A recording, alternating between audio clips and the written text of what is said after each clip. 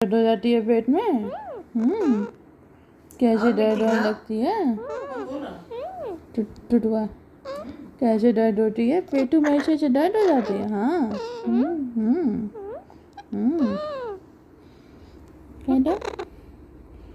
दर्द होने लगती है। टूटू के पेट में दर्द है क्या आज? हाँ टूटू, पेट में दर्द है क्या? हमारा बच्चा बीमार है। बीमार हो जाता है, बाबू को नज़र भी लग जाती है, पेट में दर्द भी हो जाती है। ठीक हो जाओगे टूटू, ठीक हो जाओगे सोना। देखो किट्टी भी बैठी है बात में। मिट्टी मत खाया करो बेटा, खाएगी तो मिट्टी